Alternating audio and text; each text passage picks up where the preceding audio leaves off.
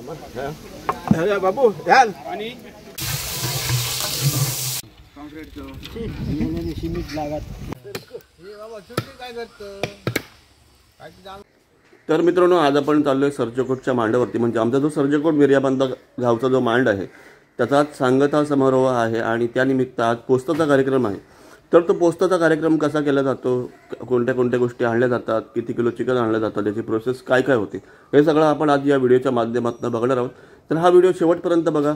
तर नमस्कार मित्रांनो, माझं नाव अभिजित आणि पुन्हा एकदा मालवण एक्सप्रेसच्या नवीन व्हिडिओमध्ये आपल्या सगळ्यांचं मनपूर्वक स्वागत आहे। तर मित्रांनो आज आपण चाललोय मांडावरती आणि तिकडे जाऊन आपण बघणार आहोत की पोस्ताचा जो कार्यक्रम असतो त्याला कोणकोणत्या प्रकारची प्रोसेस असते ही सगळी प्रोसेस आपण आज तुम्हाला या व्हिडिओच्या माध्यमातून दाखवणार आहोत। तर हा व्हिडिओ आवडला तर या व्हिडिओला लाईक करा, मित्रांमध्ये शेअर करा आणि चॅनलवरती नवीन असल्याने सगळ्यांनी सबस्क्राइब करा जेणेकरून माझे नवीन व्हिडिओचे नोटिफिकेशन तुमच्यापर्यंत कंटिन्युअसली येत राहतील।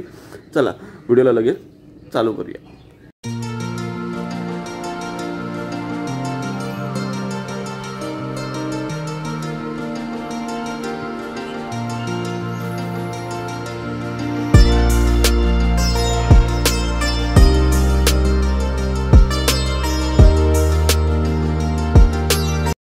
तर मित्रांनो इथे फायनली चिकन साफ करण्यासाठी सुरुवात झालेली आहे। इथे बघा आमच्या गावातील ग्रामस्थ, पेरावाडीतले म्हणा, सर्जकोटमधले म्हणा आणि मिर्याबांधावाडीतले पण म्हणा, सगळेजण एकत्र येऊन हे काम करत असतात।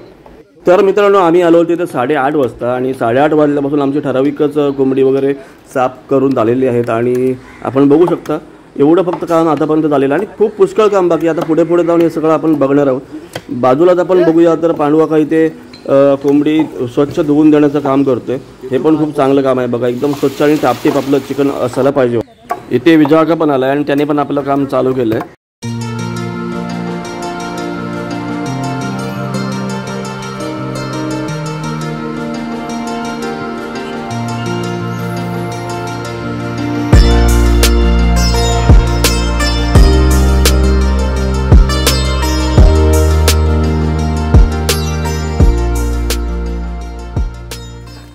तर आता आपण जे बघतोय जे एका टपामध्ये माती मिक्स केली जाते ती माती, रखा आणि पाणी याचं मिश्रण आहे।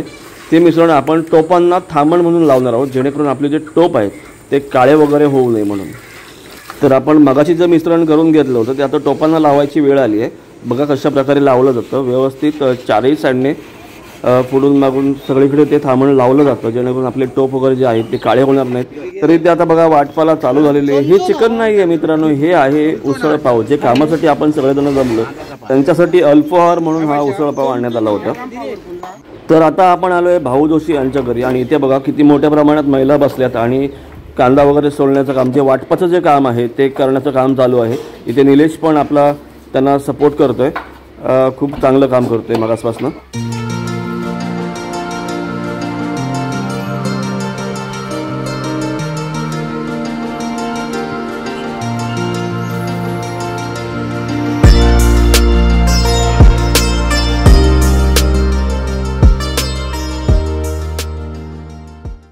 तर मित्रांनो पुन्हा एकदा मी मांडावरती आलो आणि इथे अजूनही काम चालू आहे बघा चिकन कापण्याचं। जवळपास आता वाजून गेले 2 आणि 2 वाजले तरी पण चिकन साफ करण्याचं काम चालू आहे। जवळपास 250 ते 300 किलोचा अंदाज आम्ही लावतोय की चिकन असेल टोटल यावर्षीचं। तर मित्रांनो थोड्याच वेळात आपण जे मालवणी पद्धतीमध्ये जे चिकन बनवणार आहोत त्याची प्रोसेस थोड्याच वेळात चालू होणार आहे आणि त्यासाठीच आपण पहिलं चिकन भरून घेतोय। तर फायनली आपण टोपामध्ये चिकन टाकून घेतलेलं आहे आणि त्यामध्ये आपण टाकतोय गरम मसाला जो मालवणी पद्धतीमध्ये प्रॉपरली बनवलेला आहे। त्यानंतर आपण काही अजून गरम मसाले त्यामध्ये ॲड करणार आहोत। त्यानंतर आपण त्यामध्ये टाकणार आहोत चवीपुरतं मीठ आणि हे सगळं टाकून झाल्यानंतर आपण ते सगळं व्यवस्थित मिक्स करून घेणार आहोत।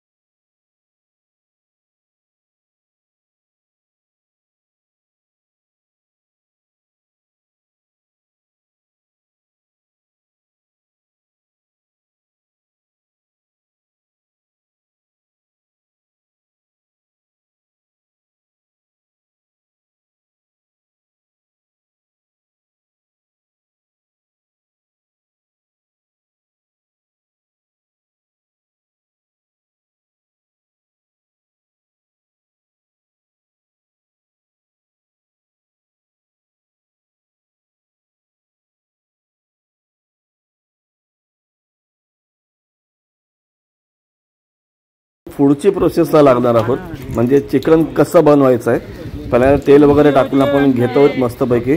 त्यानंतर आपण घेतली दालचिनीची पानं, जी आपल्याला थोड्या वेळानंतर चिकनमध्ये टाकायची आहेत, पण त्या अगोदर ती थोडी थोडी बारीक करून पण घेतोय. आला आहे मगाचा कांदा, जो मगाशी आपण कापताना बघितला तोच कांदा आता इथे घेऊन आलोय. आणि तेल वगैरे घालून झालेलं आहे आपलं. आणि आता आपण फायनली त्यामध्ये दालचिनीची पानं घालणार आहोत.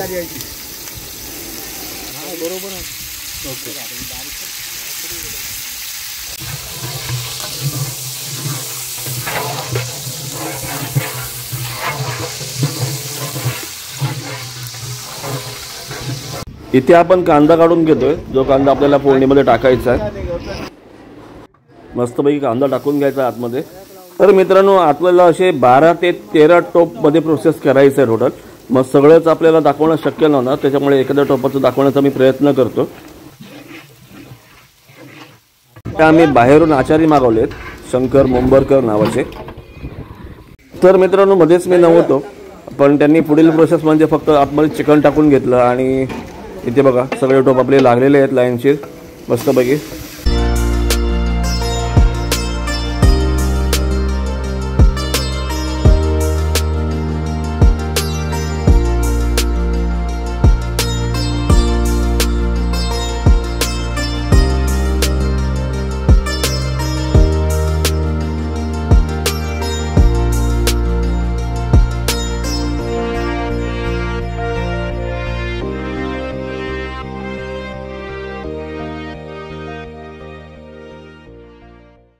तर मित्रांनो, 3:30 वाजलेत आणि अजूनही चिकन कटिंगचं काम चालू आहे.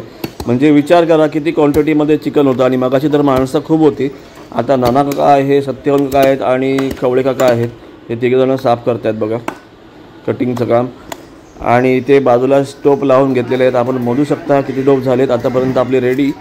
आणि मित्रांनो, हे सगळं काम करण्यासाठी खरोखरच टीमवर्क, म्हणजे आमच्या गावातल्या लोकांनी जे एकमेकाला साथ दिली आहे ना, त्याबद्दल खरोखरच खूप कौतुक करावं लागेल. सगळेजण आपुलकीने येऊन प्रेमाने आनंदाने सगळेजण वाटून घेऊन काम करतात. खरोखरच सगळ्यांचे मनापासून आभार आहेत. तर संध्याकाळचे 7:30 झालेले आहेत आणि आपण बघू शकता हळूहळू गर्दी वाढत चाललेली आहे. कारण आता थोड्याच वेळात पोस्त वाटपाचा कार्यक्रम चालू होणार आहे. म्हणून बघा लाईन लागलेली आहे. पूर्वीच्या काळात मित्रांनो भाकऱ्या वाटल्या जायच्या पोस्ताला, पण आता हे जे समोर बॉक्स बघतात त्याच्यामध्ये बॉक्समध्ये पाव आहेत आणि आपण प्रत्येकाला 2-2 पाव आपण देणार आहोत. तर मित्रांनो, पोस्ताचं वाटप फायनली चालू झालेलं आहे.